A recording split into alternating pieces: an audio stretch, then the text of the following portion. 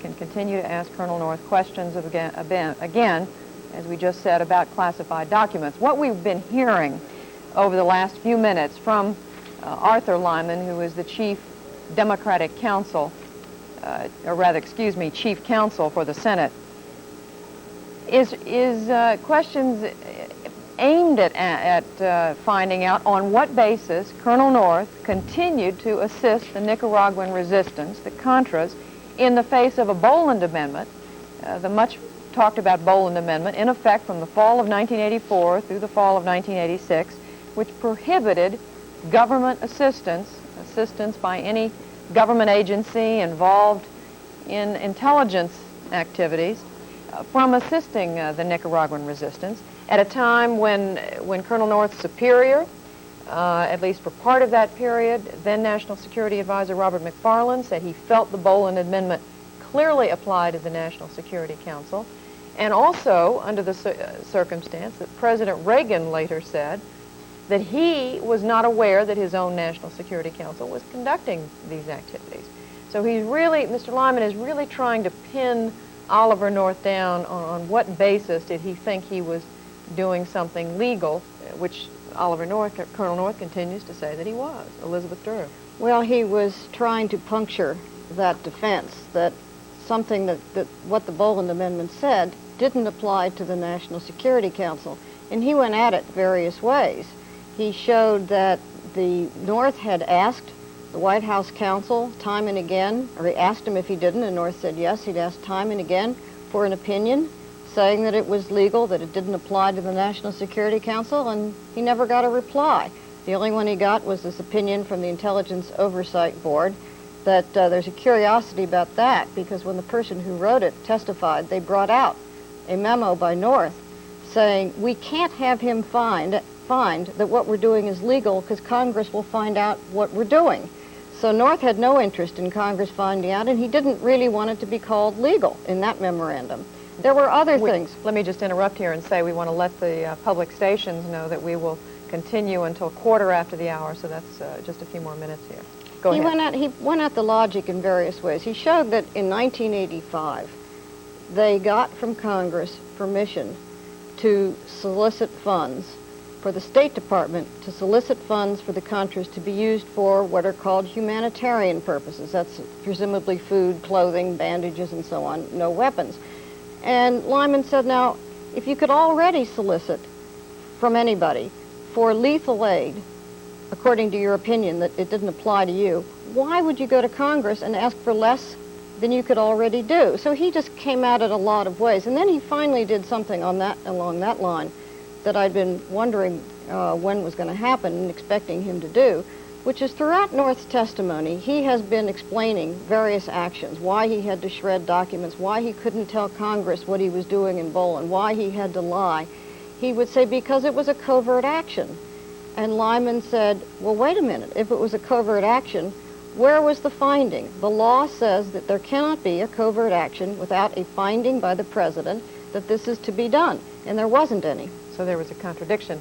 Standing by at the Capitol now, Congressman Richard Cheney, who is the ranking Republican on the House Select Committee.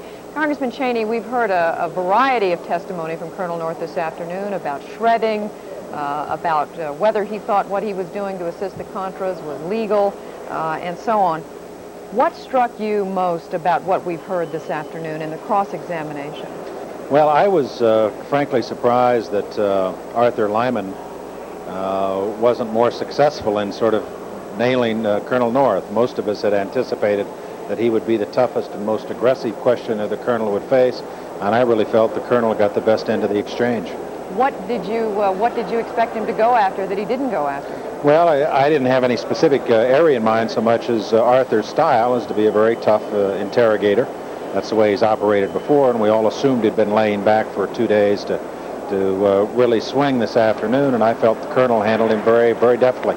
In what areas then do you think North is vulnerable in the testimony that he's given the committee so far? Well, I've been impressed because, in effect, he's come forward and he said, look, this is what I did, this is why I did it, this is the authority I had. He hasn't backed off from the basic actions he took. I think he's been very direct. He's admitted mistakes where he made mistakes. Obviously, it was painful for him to talk about the security system at his home, for example, but I felt that on balance, he's been a very, very credible witness, and he's held up rather well under the best shots the committee could give him. Is it credible to you, Congressman Cheney, when he talks about the number of other superiors, his own superiors at the White House, National Security Advisors Poindexter and McFarland, and other officials in the government who knew what he was up to, CIA Director Casey, among others?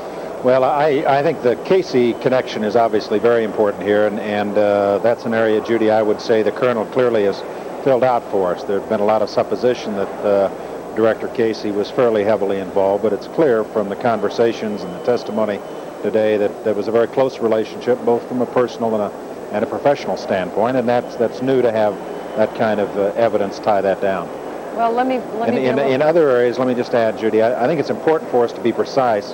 It's such a big, complex operation with Iranian arms transactions, hostage negotiations, Contra operations, a diversion of funds, that it's important to be precise who knew about what. And obviously, various people in the administration had information about various pieces of the transaction, but you can't say that all of them knew everything or that nobody knew nothing. I mean, you have to be precise about what area you're talking about. Well, to be very specific, on the diversion of profits from Right. the Iran arms sales to the Contras, which is apparently considered to be illegal, Well, it appeared...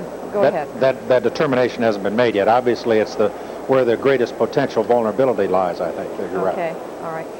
But at any event, on that point, Counsel Lyman spent a considerable period of time this afternoon pressing North on what he and Bill Casey discussed on that point, whether perhaps Casey might have discussed it with the president. At least that was the implication. Do you have concerns that there may be more questions on this score that it relate to the president's knowledge there, or are you completely satisfied that that's been resolved?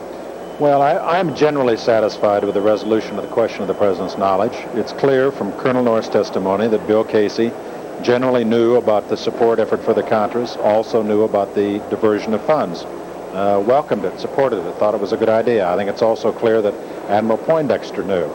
But there's no evidence that anybody discussed it with the president. Indeed, there's evidence to the contrary. Colonel North told us again today that Admiral Poindexter had said that he had never discussed it with the president. I expect Admiral Poindexter may confirm that next week.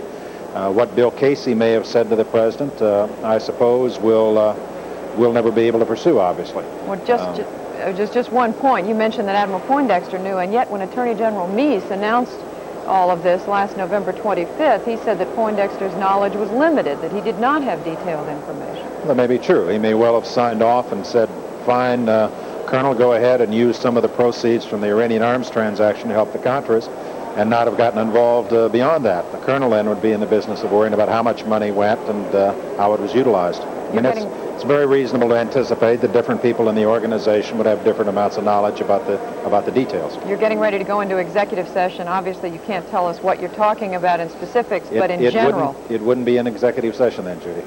All right. Congressman Richard Cheney, thank you for being with us. Thank you. Elizabeth, what does it all add up to today? We've had a third day of testimony from Oliver North. We've had more revelations about, as we just said, shredding, about what he discussed with Bill Casey. How much more of the story has now been filled out as a result of what we've heard? I think quite a bit, and I think the picture is now of a bit more squalor. People circling, trying to get others to take the rap.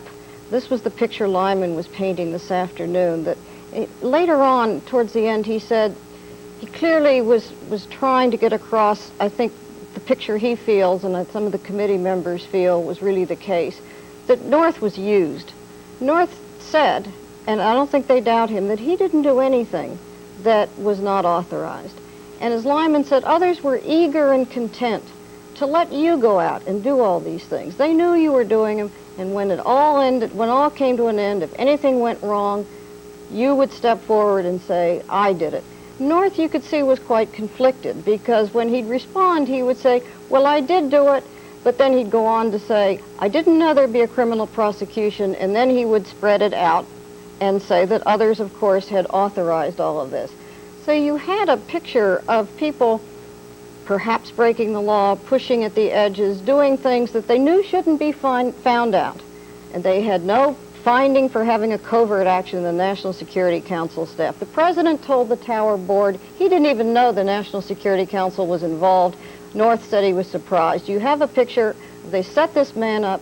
He was so eager, so loyal, so in his own sense right, that he went out and did what he was told, and now he is taking the fall. That's right, and but there, it also seems he doesn't want to be the only one to do that. We will be back. Thank you, Elizabeth Drew. We will be back tomorrow morning, 9 o'clock Eastern Daylight Time, to continue testimony by Colonel Oliver North before the joint Senate and House Select Committees investigating the Iran-Contra affair. Thank you for being with us. Funding from the McNeil-Lehrer NewsHour is provided by AT&T. Whether it's communicating the sound of a voice or data, the AT&T network moves information in all its forms across the country and around the world. AT&T. Funding also is provided by this station and other public television stations, and the Corporation for Public Broadcasting.